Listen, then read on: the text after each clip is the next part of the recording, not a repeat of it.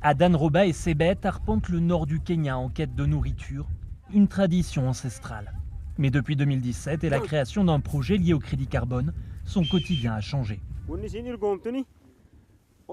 Avant, je pouvais emmener mon troupeau librement, là où il y avait des pâturages et de l'eau, sans problème, aussi loin que je le voulais. Mais depuis que ces histoires de conservation sont arrivées, ce n'est plus possible. Ici, un groupement de réserves naturelles a développé le plus grand projet mondial de décarbonation des sols, financé notamment par Netflix et Meta. Les millions de dollars versés permettront au parc de développer la végétation, ce qui devrait emprisonner de grandes quantités de CO2. En échange, les entreprises reçoivent des crédits carbone qui les autorisent à polluer sur d'autres continents. Mais pour protéger la flore, les rangers repoussent désormais les éleveurs, parfois violemment. Plusieurs villageois auraient été tués par des hommes armés liés au parc. Entre 10 et 20 familles ont été affectées autour d'ici. Dans cette maison là-bas, il y en a une. Ici, une autre. Là-bas, encore une. Il y en a tellement.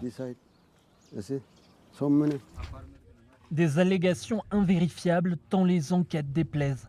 Le responsable d'une organisation d'aide aux éleveurs vient rencontrer Mohamed pour faire un point sur la situation. Mais rapidement, ils sont interrompus par des hommes qui affirment travailler pour le parc.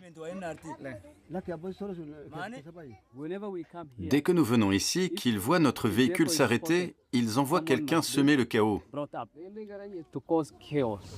Face à ces méthodes, Hassan a porté plainte contre la réserve avec 164 autres parties civiles.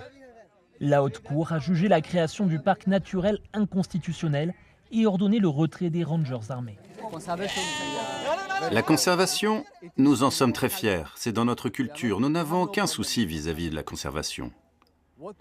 En tant que communauté, notre problème, c'est la commercialisation de cette conservation qui a causé tant de souffrance à notre communauté. La réserve a fait appel. Un nouveau verdict sera rendu en janvier. En attendant, le premier jugement a déjà eu un effet, faire connaître l'impact des crédits carbone sur les communautés locales.